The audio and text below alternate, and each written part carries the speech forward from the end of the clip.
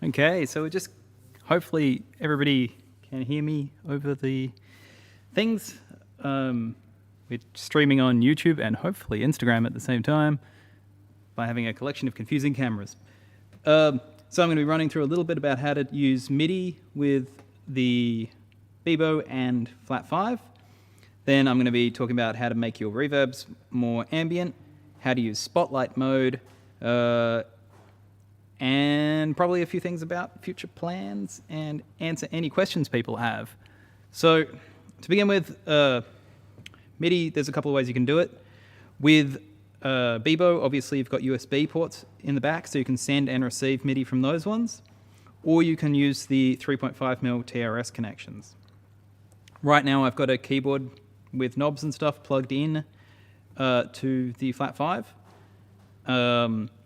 And I'll show you that with Beebo in a sec as well. So it's pretty easy to send. The manual's got all the CCs you need to send. The most interesting to CC to show you, and the main one I'm going to show you here on Flat 5, is CC1, which is normally your mod wheel if you're on a keyboard.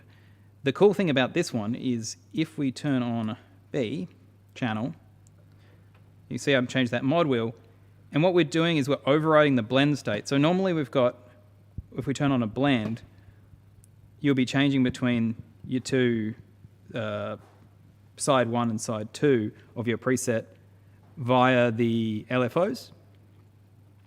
But if you turn that off and then use the blend state override, I can now override between those two using the mod wheel. So that means, sorry, any collection of 8 parameters, you can, well, you know, all the parameters. There's 6, isn't there? Yeah. So, you know, volume, gain, frequency, and resonance, you can blend between all of those at once with the mod wheel. So you can create quite powerful changes. This is a great thing to connect up to an expression pedal. So then you can just start here, and then you can slowly, you know, change any way you want. And you get quite, obviously, you get, you know, relatively fine-grained control. It's so normal Midi, 0 to 127.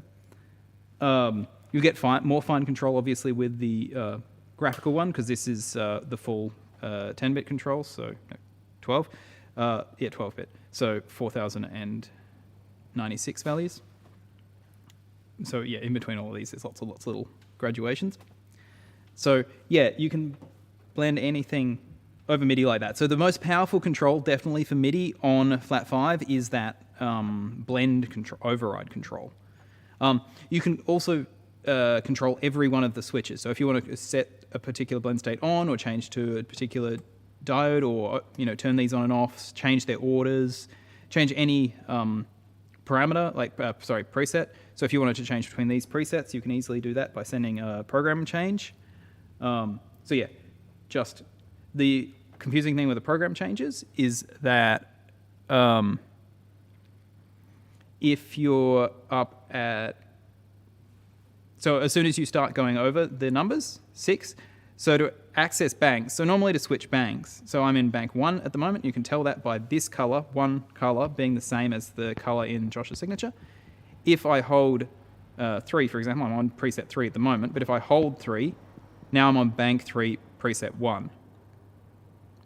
And if I hold this, I'll be in bank 2, because I'm the yellow color. Now my middle one is yellow, so I'm in bank 2, preset 1. So to get to this preset, you would send program change 7 to get up to there, if your system counts from 1, or 6 if it counts from 0. So yeah, so that's how you get to that bank change. So that's explained in the manual as well. It should run through that. There's also, because each preset has got the 2 sides, side like that and side like that, you'll be able to switch between those 2 via Midi, but also you can control each side individually, or you can control the active side. So that gets a little bit complicated, but yeah, all of that is possible from controlling over Midi. So yeah, that's basically, a bunch of the stuff you can do over MIDI with controlling flat 5. So yeah, fully controllable, all of the parameters, all the presets, and all that. So, and plug this little guy out. Yeah, it's just a normal 3.5mm TRS connection. So this is MIDI standard, so type A. There was previously, before the MIDI TRS connectors were standardized, there was type B and type A. Now these ones are the official standard. Older Beebos, there are ones that are type A and type B. So you'll have to watch out if you've got a much older Beebo. So if you plug it in and you don't get any MIDI, then you probably, and your things work, then you might be running the wrong type way round cable. There are some brands like Arturia which are currently, I think still currently shipping type B cables. So watch out for those.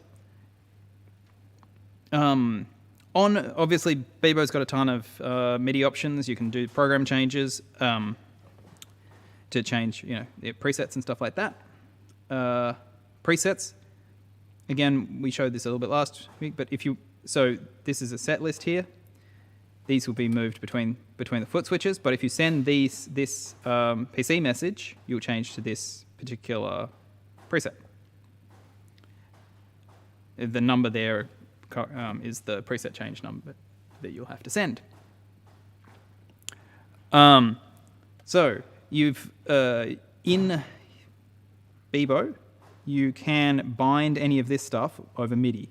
The way you do that is through MIDI Learn. So you hold down the magic 3 buttons, and then you press a thingy. And in here, you've got a button that says MIDI, and then you find some knobs on your controller. And you turn those, and then you'll learn to MIDI. And you can do that over USB. So this will keep flashing until you've found one. And I think this is a type B old Beebo. So I will need to find a type B cable, which I will show in the fullness of time. So yes, that's how you normally do learn. Just press this one. It'll light up with the MIDI change message that you want. Don't plug that into in. And you can also do that over USB. So that was over, what's called TRS. But if we grab a USB cable, we can learn over USB as well.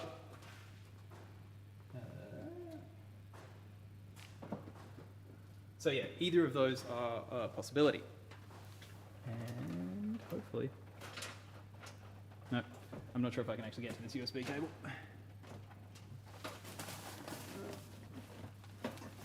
Imagine that I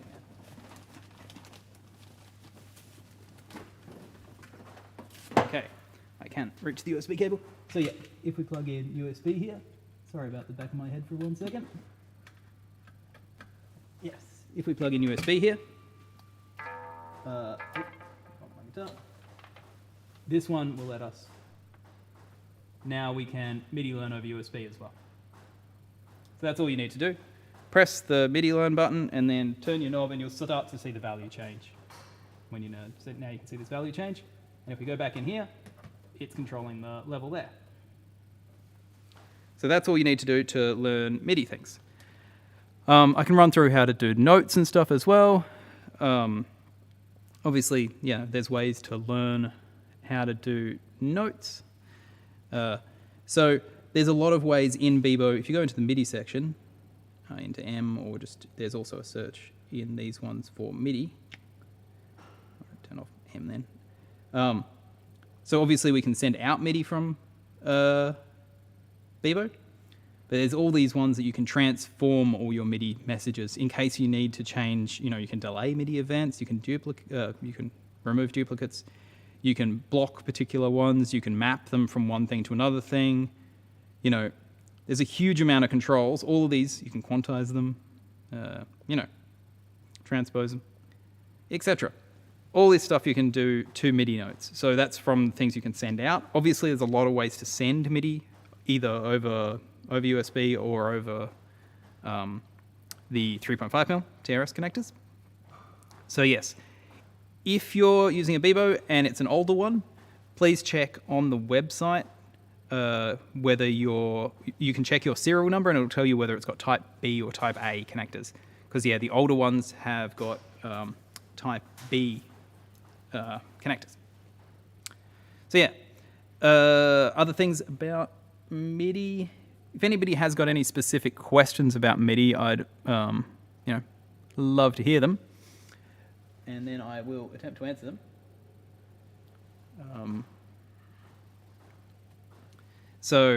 I'm sorry for anybody who's watching on YouTube, the positioning of the other camera. I stuck my phone here so that Instagram could see things. So, other MIDI things. Actually, I'll show you another thing. Once we're in this MIDI thing, so the Learn menu has some other interesting features. So if we go in here and then we say, we'll learn tone. So this is where we press this one to learn, again, just to learn things. You can type in values here directly, and you can do something that not many people seem to be using, but is kind of an interesting feature called Spotlight. So if I expose this to Spotlight, then, and maybe I add, if I add other modules around the place, this will be a little bit more interesting, but let's say we'll add a bit crusher here as well. And I'll expose this one as well. Now, if we go into Spotlight, say we've got a giant pile of modules here and we just want to control some to access the important things we want to control quickly, we can jump into Spotlight and we'll see the values we need to control here. So here you can grab those. Again, you control them with the knobs. That just makes it very easy for you to have an overview of a patch. So you can easily get an overview of what your patch looks like down here. So Spotlight mode gives you an overview. Not many people seem to use it, but it can be handy to have an overview of a patch. All right. I've just got some questions.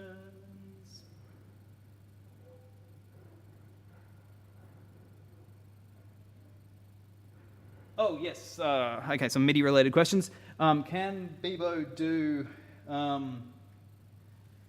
NRPM and other more complicated MIDI messages? No. I haven't really found much gear that uses them very much. So these are messages so you can have knobs that give you higher resolution. So normal MIDI messages are only 0 to 127. So they don't have much granularity. You can send these other types of messages to get more. I haven't found that much gear day to day that's using them. So currently, we don't have support for those in the normal learn stuff. Because usually you'd have to learn two different CCs for them. Most significant bit and a least significant bit, and we don't do any of that kind of complicated stuff at the moment. Can you use? Yeah. So can you use MIDI? Can you use Beebo to control other pedals? Yes. You can send CCs from Beebo. So it's quite easy to set up, say, a step sequencer on this, and then send those steps to control something like the flat 5. That's a nice way to do things. So it's got the internal CV to CC conversion, which is pretty neat.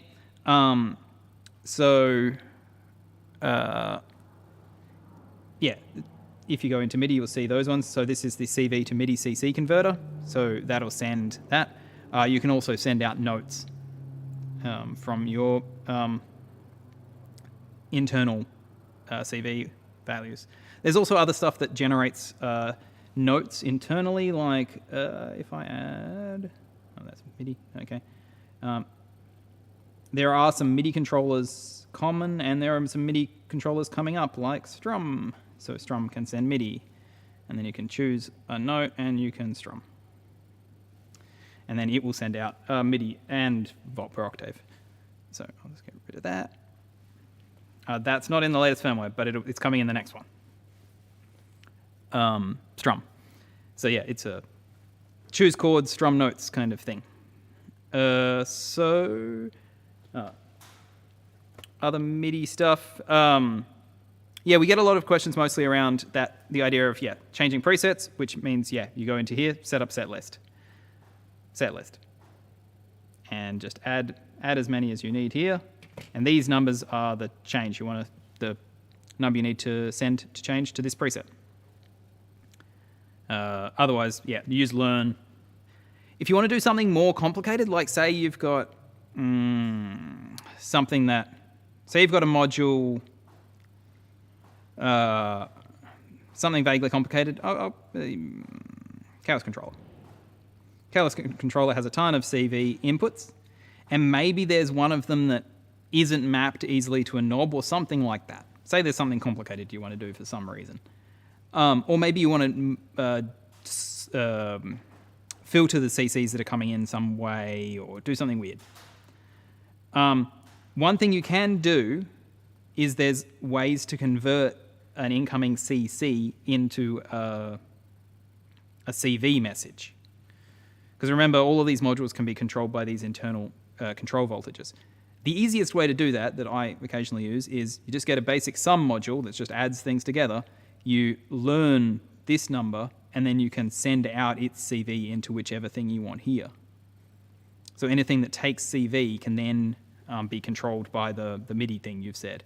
And then in between, if you wanted to delay that or filter that or smooth it, any of those options.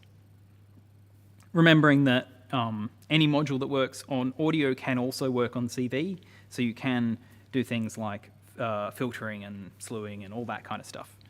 If you have some complicated control need, make something happen after something else happens, or anything like that. Next questions.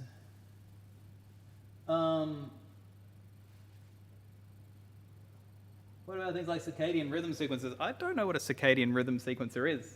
Adds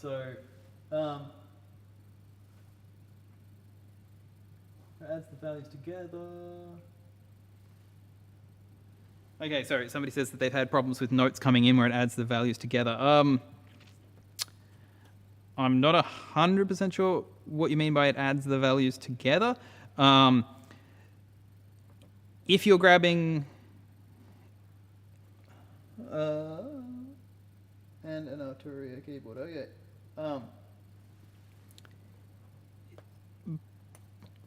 It depends what you're passing it into. So normally when you get a note in for most of this kind of stuff, you'll be getting in a note and a volt per octave value and a on or an off. So just make sure that the thing you're expecting to control is controlled in the way that you're thinking to control it. So if you want to send triggers or gates, depending on how you've got your synth patch set up, make sure that's all working normally. I don't think there's anything else super complicated with notes. There might be something weird with if it's not sending offs, which some bits handle that differently. But usually, you just need to connect up your. You will be depending on which patch you're using, they're either going to be monophonic or confusingly polyphonic. Monophonic stuff is usually much easier to work with to begin with because handling polyphony in this kind of environment is a bit confusing. So that's one of the things to think about. Oh, it jumps octaves.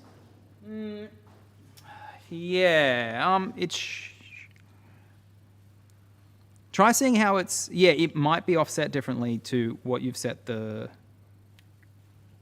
I'm not 100% sure why it'd be jumping around octaves. I can have a glance at that and see if there's a sensible reason. If you're doing anything wacky to the notes before you send them to something, you might be adding particular values to them or something like that, and they might be going over the limit to what's possible out of that range. That could be something weird, but I'm unsure about that one. Nicer stuff with IRs.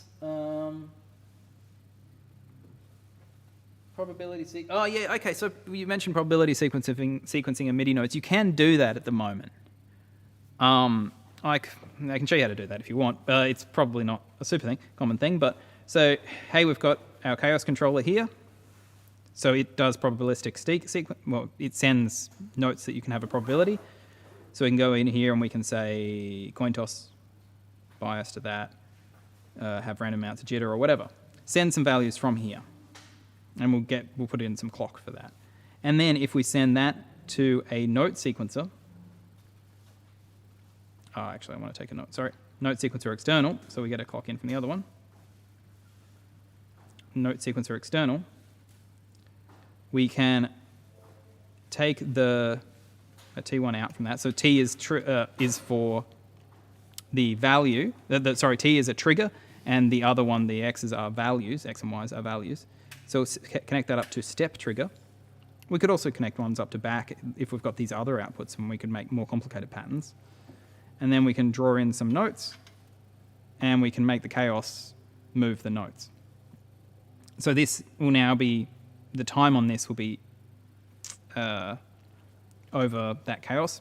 We'll be changing the notes based on when it feels like it. If we want to do changing the values of them, well, then I can use my friendly sum module or something like that to add two different notes together. I can have a note from this one, a note from that one that gets added depending on what this one is saying or something like that. So we can do all types of probabilistic sequencing like that if you want. And then you can quantize them and things like that as well. The quantizer in the versions before the firmware that is being released soon has got a nasty bug in it because I was counting from A in one place and C in another place, which was stupid. But I fixed that. So the next firmware update, don't use the quantizer until the next firmware update. It's broken.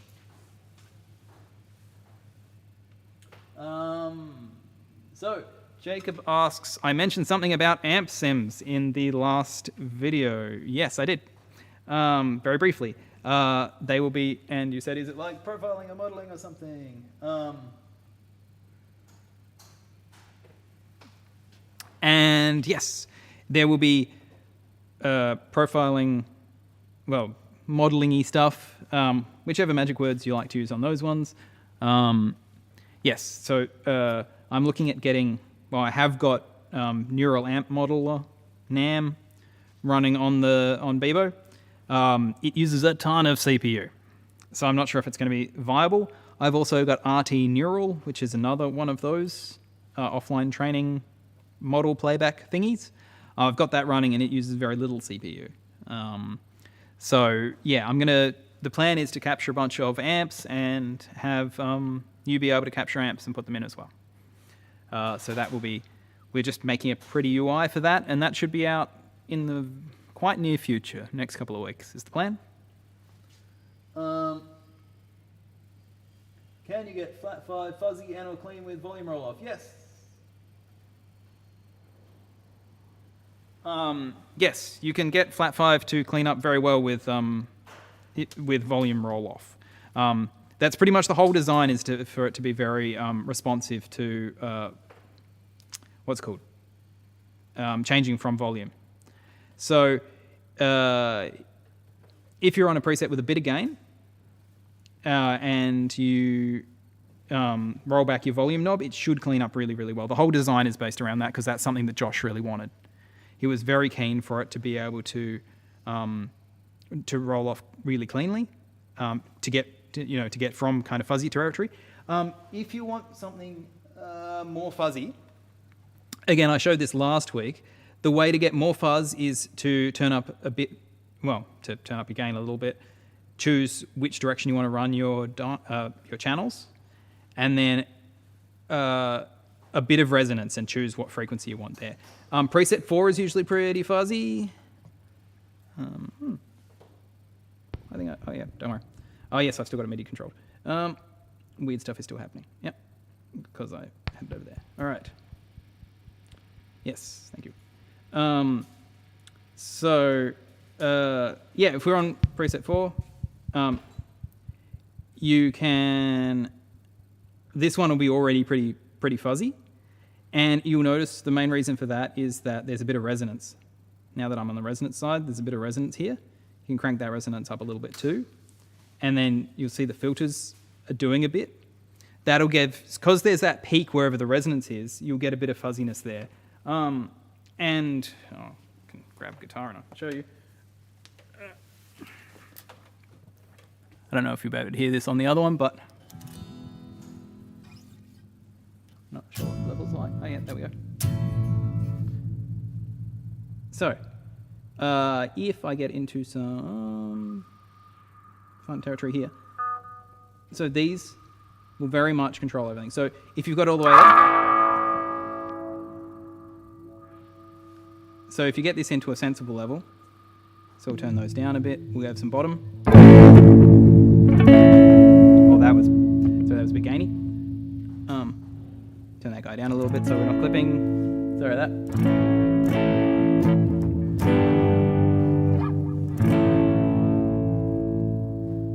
I've done weird things on this patch.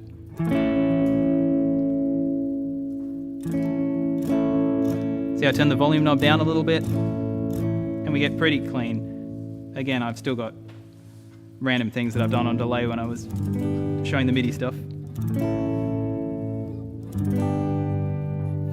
But yeah, see, that cleans up pretty nicely just from the volume knob and gets pretty fuzzy.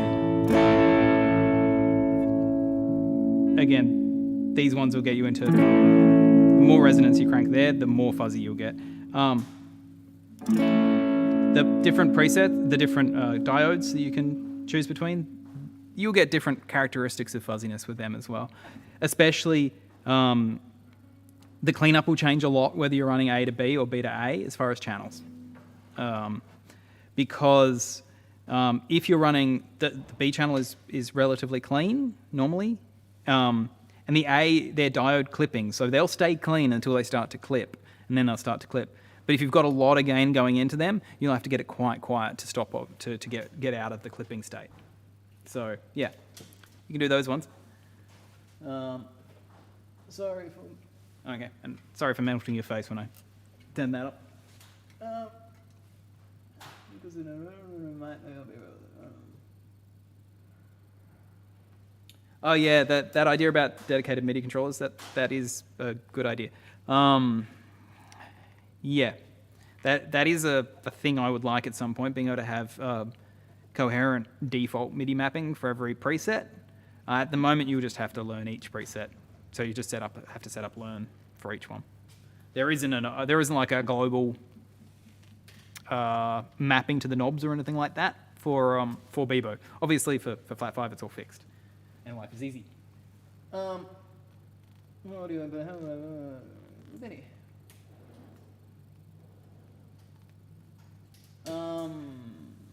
All right, I'll see if there are any questions on this one. I don't know how to see any questions on them. Oh, has anybody asked questions on the Instagram one? Sorry, I'll attempt to scroll. All right. Yep, so no questions on the Instagram one. All right. Yeah, so that's just a little bit about how the MIDI stuff goes. The other thing, we've covered Spotlight, we've covered some MIDI control for Flat 5 and for Beebo. And yeah, the other thing I said I was going to chat a little bit about is how to make your delays. Oh, and yeah, I also chat a little bit about future plans. One of the future plans is that stuff about getting some amp modeling using that kind of artificial neural networks technology. That is a plan. Also, we're going to try and, obviously Strum is still coming. There's some ideas around synths and stuff. Yeah, just there's some general neatnesses with UI and stuff like that we hope to do. But yeah, the other thing I said I was going to show off, which I might calm down some of this stuff, is how to make your reverbs a bit more ambient, because people ask that pretty often. And the main way to approach that is to have effects on the send and the return. Because you've got this, one of the things about the Beebo environment, turn these guys down a little bit, one of the things about the Beebo environment is you've got that you can have effects on the send and the return. So the effects on the modules going in, on the audio going into the module and coming out. Because these signals coming out of this reverb, they're just the tail of the reverb. It's not any dry. So that's why we can route the dry differently. So that means that if you want a big splashy ambient reverb, you can route these tails to something else. So, well, no, I'll have to listen to what this actually sounds like.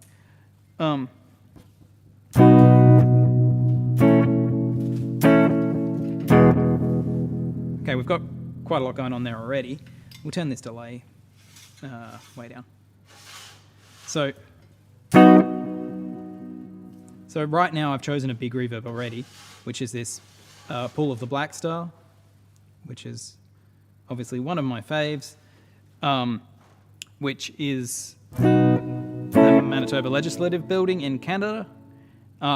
This particular preset I really enjoy. And it's already, it's already quite a big reverb. We can crank that guy up. One of the interesting things is, obviously, we've got this delay that's going to the cab at the moment.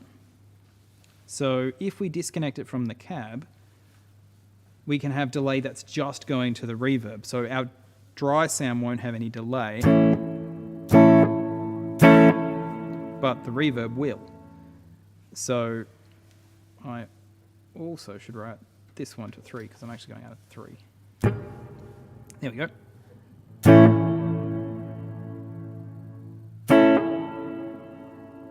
And if I crank this delay up,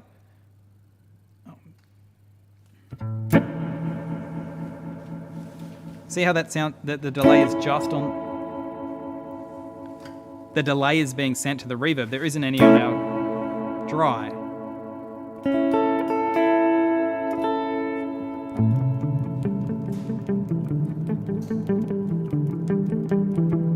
Which is quite pretty.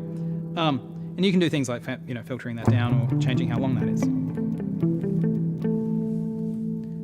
Now, that's a delay being sent to the reverb. We can have things on the other end of that reverb as well. So maybe we want to run these into something like a phaser or a flanger. That's quite an interesting effect on the reverb. And you can get into some very interesting, more big ambient textures by, say, routing this reverb into a delay, the outputs of it. And then maybe you route that reverb into another reverb. Totally also a valid option. You can cascade those kind of things. So yes, the default convolution reverbs are limited to 3.5 seconds. So you're not going to get really huge sounds out of them. I mean, this is still...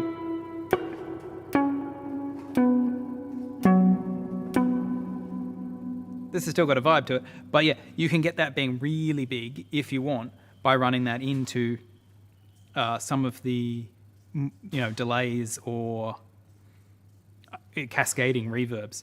One of the ones that's good for that is actually all of them. Any of the toys. Time stretch is pretty fun for that. So if you want to do pitch shifting your reverbs, run them into the time stretch and set your position down. That's quite fun. Twist delay can start to get very kind of textural because it models the interaction between how fast the tape is moving and what the quality of the delay is. So it gets very grungy once you start running the tape very slowly, which is quite interesting. So yeah, we can chuck that guy here and then run these reverbs into it, and you'll end up with quite a different character of your reverb because it will be then delayed in interesting ways. Again, we can just unplug our outputs and then plug them into here, into in and right, into, and then I'm running out of 1 and 3 here.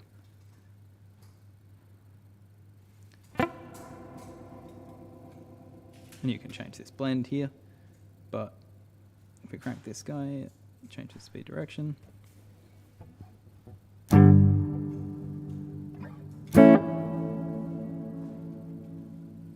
We'll try this 100% wet. And then we'll change out.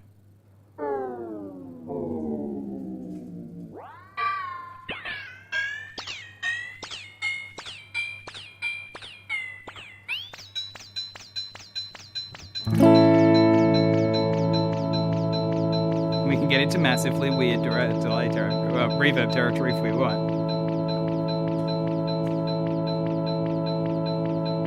You'll see that that's just holding there now.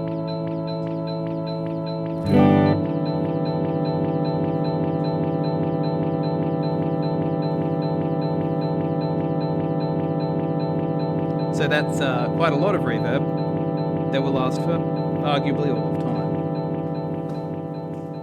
So we can turn our feedback down a little bit to make that a little less hectic.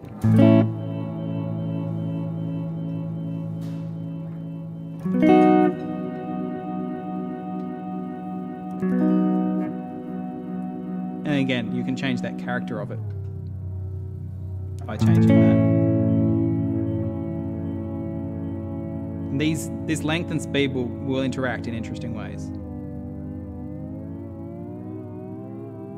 So they feel a little bit like they're controlling the same thing, but they end up giving you a different character.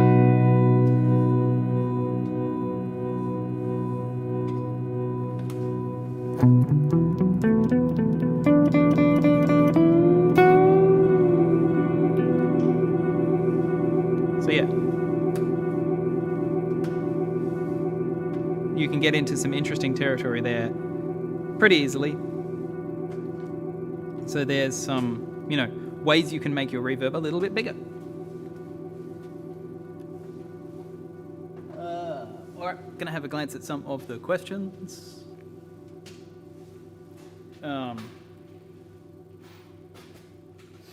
Yes, twist delay is pretty wild. Obviously, one of the fun things is it's got all these CV inputs, so you can start modulating those crazy parameters. So once you start modulating it, it gets into some pretty fun territory.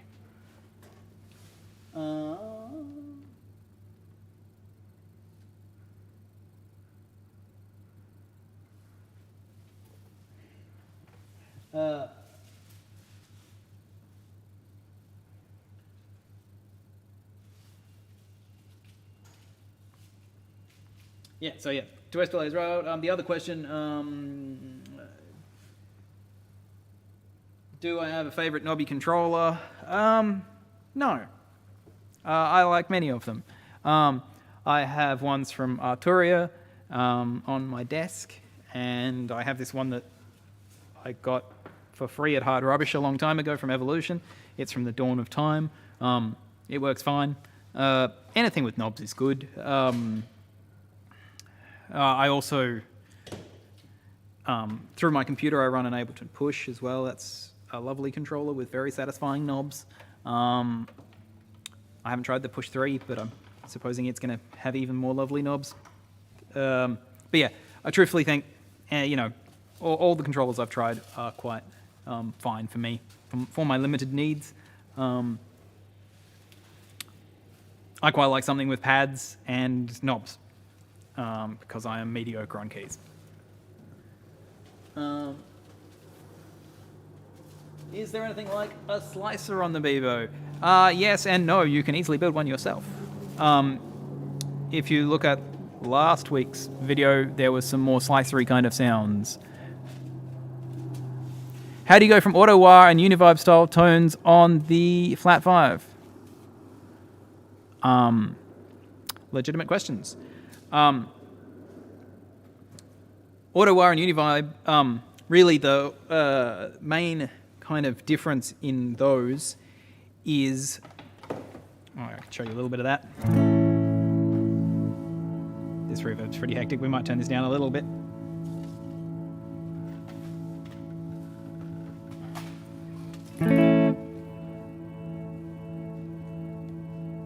Cool. Now it's just gonna gently go forever there. So yeah, if we want to get into auto wiry kind of stuff, let's turn these channels on. So yeah, anything auto is usually going to be obviously with the LFOs. So the way to easily set that up, especially for auto wire, you're going to set one of your high pass filter frequencies down like that, and then you can set the other one high. The secondary controls will control that depth of that blend, so we can make that a little bit less hectic if you control the depth. You'll want to have, on both sides, you'll want to have a bit of resonance. So I've got resonance here, and I've got still pretty much the same amount of resonance on the other side. So yeah, you want to have a bit of that, and then you'll get that auto-wah kind of sound.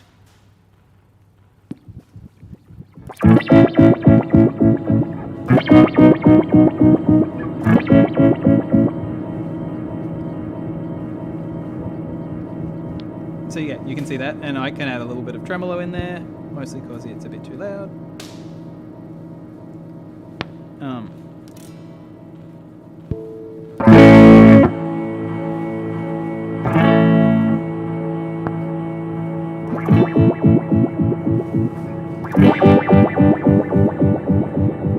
See, these characteristics aren't modulating very much because this is the resonance. These ones are modulating a lot.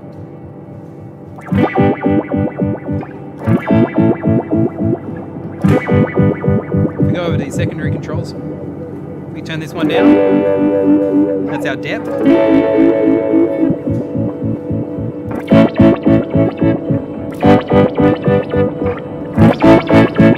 the one that says sense in this bit is depth. Yep, so that's how you do those ones. And if you want it to have more of a uni-vibe kind of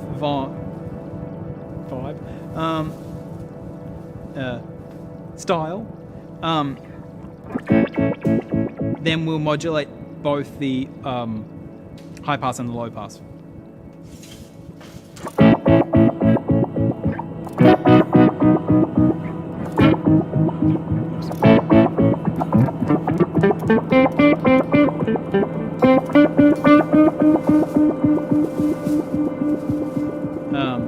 The easiest way to change your two sides is usually just to switch back to turning the modulation off and then checking what the difference is between your sides.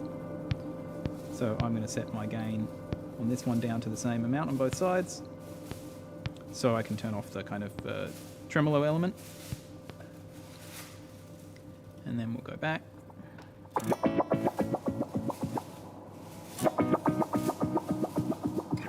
Yeah, so that's kind of how you get some of those more auto-wah or uni-vibey kind of elements in there.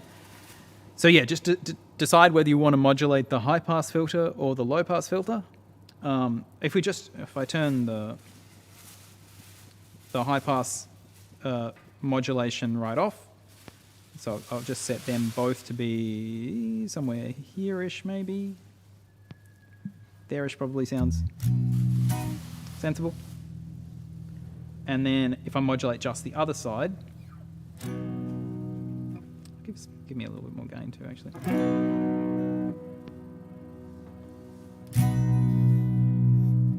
Yeah.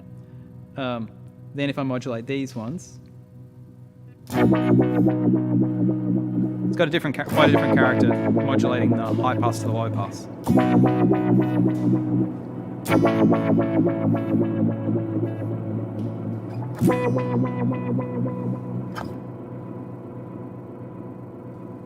So yeah, that's a little bit about how you can do that, different types of more uni-vibe and more auto-wah kind of sounds from Flat 5.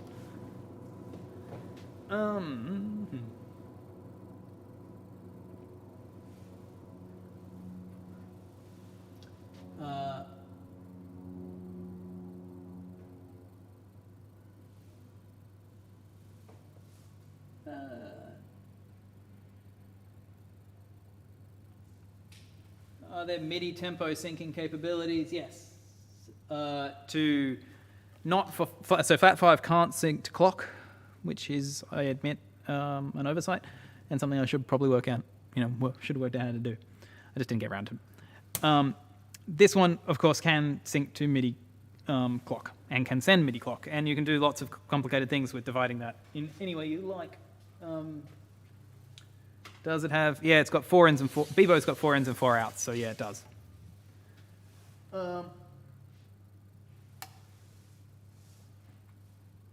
Yeah, so that's probably the extent of the general questions I have for today. If anybody else has, hopefully that's got past most of what you wanted to know. Yeah, so AMP stuff is probably coming. We also are going to improve the browser for reverbs. That's one of our plans, because I don't see that many people capturing new reverbs, and I really like the idea. Like, so these Studio B ones, that's Studio B in Nashville that Elvis recorded in. These caves in central Queensland where I was born. This Coburg Workshop is actually this factory I'm in right now. So these are all, you can capture your own spaces, and I don't see many people actually like capturing and sharing spaces. And I think that's just because the current visuals don't really explain that these are kind of real spaces with real characteristics. So I think if we had like somewhere browsing that had pictures and stuff like that, maybe that'd make that more obvious. I don't know. That's something I'm thinking about at the moment. Yeah, it's also interesting when you use non-traditional IRs, like the sound of water bubbling through something, things like that. You can get some really interesting IRs that do for reverb, that do fun things.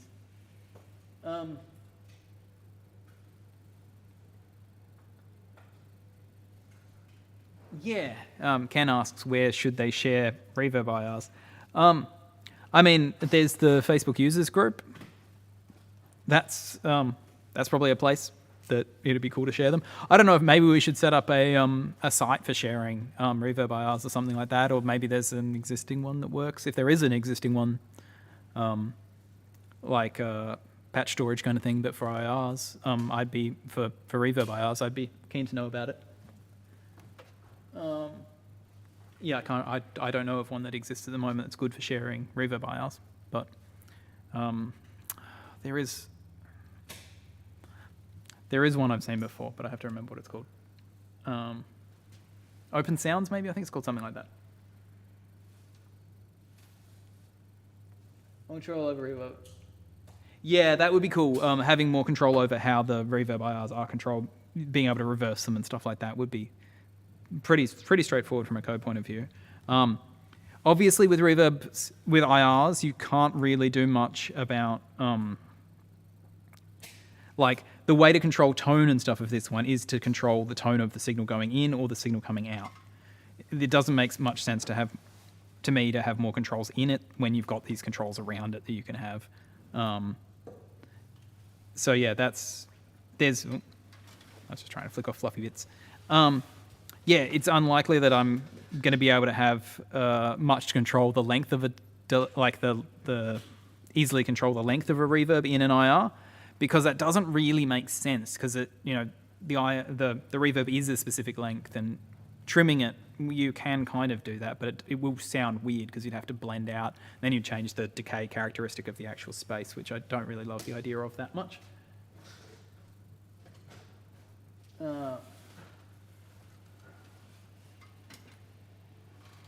But yeah, maybe there's cool stuff I can do with that. Maybe things like being able to have ADSRs in that area would be cool. Envelopes over the IRs would be interesting. Cool. I think that's probably most of the things for this week's live stream. If you've got questions, I'd love to answer a couple of those quickly now, but otherwise we're probably going to knock off pretty soon. So yeah, ran through how to do MIDI binding, which, just use learn. That's to anybody. Hopefully everybody got that at the beginning, but to MIDI learn, just press the thing you want to MIDI learn, and hit MIDI. And then turn the knob. So here we go. To do that to feedback, press this one, and then turn a knob. It'll learn that knob, then you'll see it change. That's all you need to do to change. And now we can turn knobs to change things. That knob. There you go. Yeah. So yeah, you can turn knobs to change stuff like that. And so yeah, that makes it pretty easy to MIDI learn. You've got these, we ran through about how to make this reverb very ambient by adding things to the sends and the returns for it, especially stuff like the twist delay that gets very, you can have those very, very long tails if you want. We saw that we could get those to be, absolutely massive if we wanted to.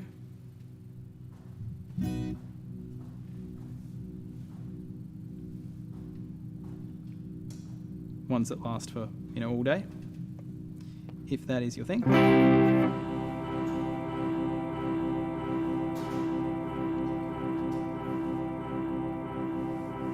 Yeah.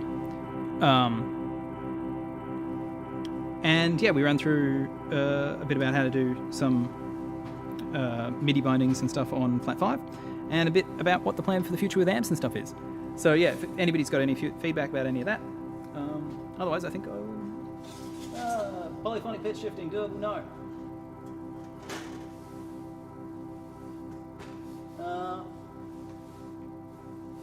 Yeah, is polyphonic pitch shifting? There is a bunch of options for pitch shifting in Beebo at the moment.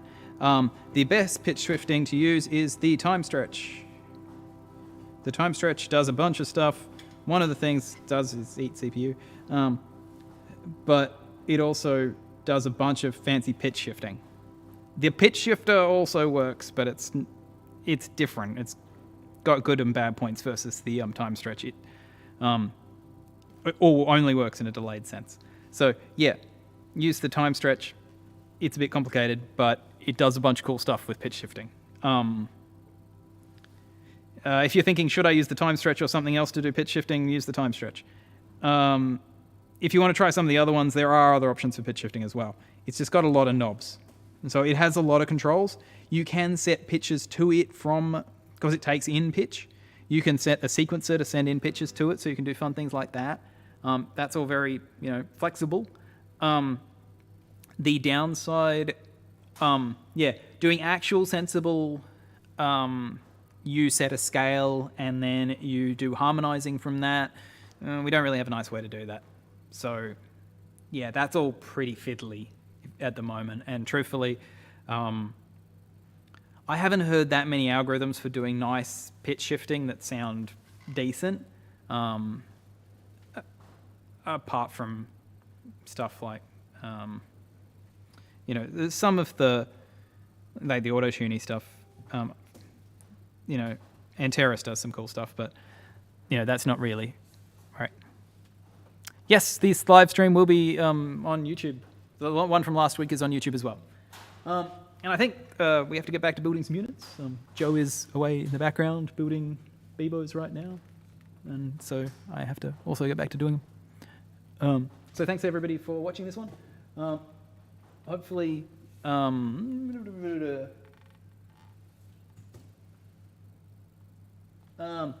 hopefully next week we'll be talking about some other fun new things, or maybe the week after. We'll see. See how much stuff I get done this week. But yeah, hopefully there'll be a new firmware update in the not too distant future, which should have Strum in it, fixes to the quantizer, and maybe the amps stuff. So, yep, thanks for everybody for watching this week, and yeah, thanks for using the stuff. All right.